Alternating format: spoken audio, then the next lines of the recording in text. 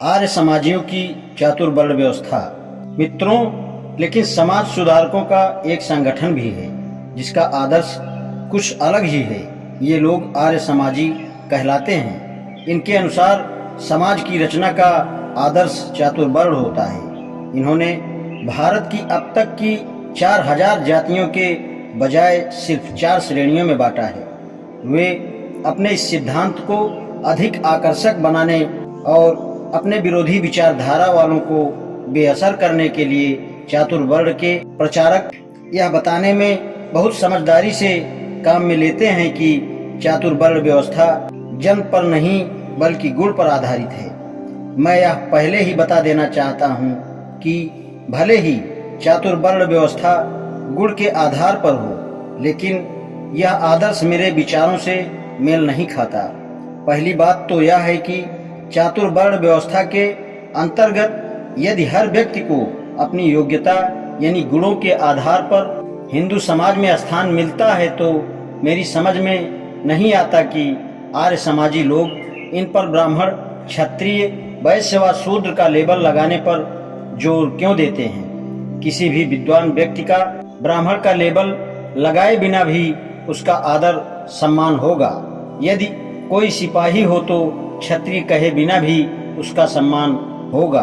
सवाल यह है कि यदि यूरोपीय समाज अपने सिपाहियों और सेवकों व कामगारों को अस्थायी नाम दिए बिना सम्मान दे सकता है, तो हिंदू समाज को ऐसा करने में क्या तकलीफ है।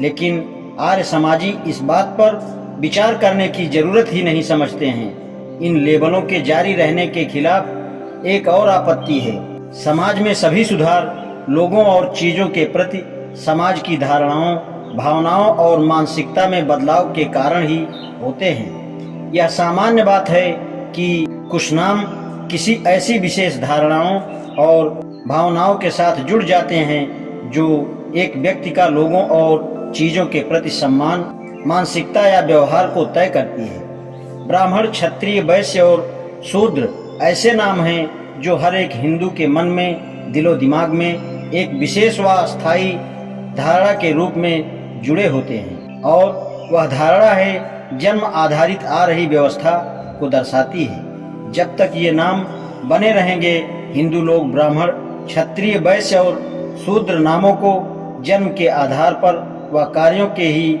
ऊंच और नीच पर ही विचार करते रहेंगे और उसी के अनुसार जीवन में अमल भी करते रहेंगे। उसके दिमाग में हर समय यह भावना भरी रहेगी कि ब्राह्मण सबसे ऊंचा है, क्षत्रिय उससे नीचा, वैश्य क्षत्रिय से नीचा और शूद्र वैश्य से भी नीचा, यानी सबसे निचले पायदान पर पड़ा हुआ है। हिंदुओं के मन से यह सब भुलाया जाना बहुत जरूरी है। लेकिन यदि ये पुरानी लेबल बने रहेंगे और हिंदुओं के मन में पुरानी धारणाएं व मान्यताएं याद दिलाना जारी रहेगा, तो यह कैसे संभव होगा। यदि लोगों के मन में नई धारणाएं बैठानी हैं, तो उनके नए नाम भी देना जरूरी है। पुराने नामों को जारी रखने का अर्थ है सुधार को व्यर्थ करना। चातुर्वर्ण व्यवस्था को गुणों के आधार पर बताकर उस पर ब्राह्मण, क्षत्रिय, वैश्य और शूद्र जैसे सड़े गले बदबूदार नामों को लगाना जन्म पर आधारित सामाजिक विभाजन को स्पष्ट करते हैं तथा ऐसी व्यवस्था पाखंड का भ्रमजाल है। आज इतना ही, शेष कल। धन्यवाद।